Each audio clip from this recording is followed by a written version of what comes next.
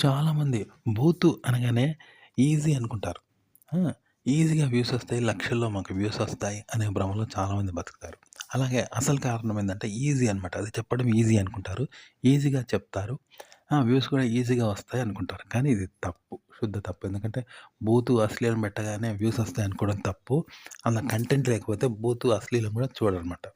మరి అశ్లీలాన్ని ఎలా చేయాలి అంటే అశ్లీలాన్ని కూడా అశ్లీలం లేకుండా చెప్పాలి. ఎక్కడ అశ్లీలం లేకుండా, బూతు లేకుండా, శృంగారం లేకుండా అలాగే చెప్పాలి. బూతుని చెప్పాలి, అశ్లీలని చెప్పాలి, శృంగారాన్ని చెప్పాలి. కానీ ఈ 3 అంశాలు అలా లేకుండానే వాటిని చెప్పాలి. ఈ 3ని యూజ్ చేయకుండా వాటిని చెప్పాలనమాట.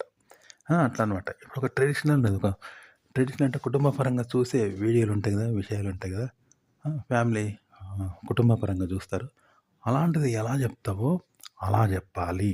అంతే తప్ప బూతును బూతుగాను, సెక్స్‌ను సెక్స్‌గాను, అశ్లీలాన్ని అశ్లీలంగా మాత్రం చెప్పకూడదు.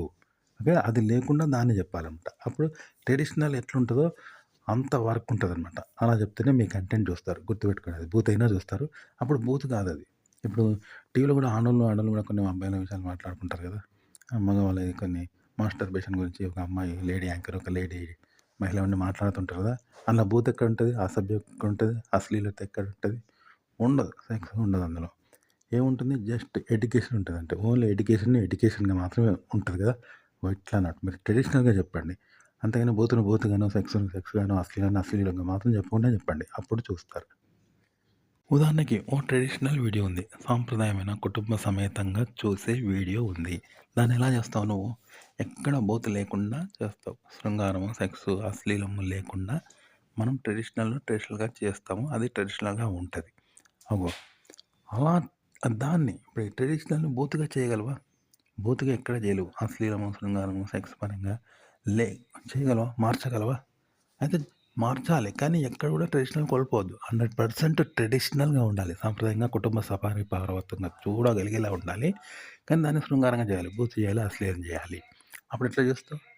అట్లా అంటే అలా చేస్తే ఇక్కడ ఎక్కడ బూతు ఉండదు, అశ్లీలం ఉండదు. అంతా ట్రెడిషనల్‌గా ఉంటూనే శృంగారపరంగా ఉంటది. బూత్ ఉంటది, సెక్స్ ఉంటది. కానీ అది ట్రెడిషనల్‌గా ఉండాలి. 100% ట్రెడిషనల్‌గా ఉండాలి. ట్రెడిషనల్ ఎక్కడ కోల్పోవద్దు. ఆ! ఆ విధంగా చేయాలి. అంటే ఎట్లుంటదో అదనమాట. ఒక అశ్లీలాన్ని, బూతుని, సెక్స్‌ను, శృంగారాన్ని కూడా ఇలాగే చేయాల్సి ఉంటదనమాట. అప్పుడు అది కూడా ట్రెడిషనల్ ఉంటది. 100% ట్రెడిషనల్‌గా, సాంప్రదాయంగా, కుటుంబ పారపత్రంగా చూసే విధంగా ఉంటది. బూత్ ఉండదు, అశ్లీలం ఉండదు, సెక్స్ ఉండదు. గుర్తుపెట్టుకోండి. అలా చేయాలంట. సెక్స్ కంటెంట్ కూడా అలాగే చేయాలి. కాబట్టి బూతును, శృంగారము, అశ్లీలము, సెక్స్‌ను అలాగే చెప్పకండి.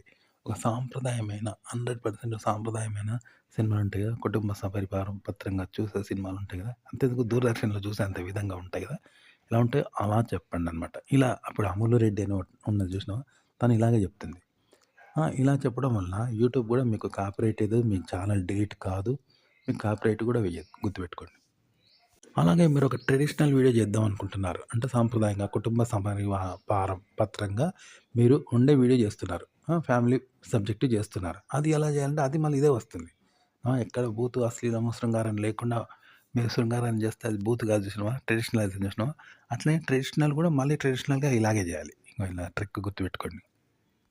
అంతేగాని ట్రెడిషనలే కదా! కేవలం ట్రెడిషనల్‌గా చేసుకుంటూ పోదాం అనుకోవడం తప్పు. ట్రెడిషనల్ చేస్తే ఎవరు చూడరనుకోవడం కూడా తప్పు. ఎందుకంటే ట్రెడిషనల్‌లో కూడా కంటెంట్ ఉండాలి. అంటే ట్రెడిషనల్ మళ్ళీ ట్రెడిషనల్‌గా చేయాలనమాట. అట్లా అనమాట. కేవలం ట్రెడిషనల్‌గా చేసుకుంటూ పోతే చూడరు. ట్రెడిషనల్‌లో కూడా మళ్ళీ ట్రెడిషనల్ ఉండేలాగా చేయాలనమాట. అడుగడుగునా మళ్ళీ ట్రెడిషనల్ ఉండేలాగా ట్రెడిషనల్ చేయాలి. అదనమాట.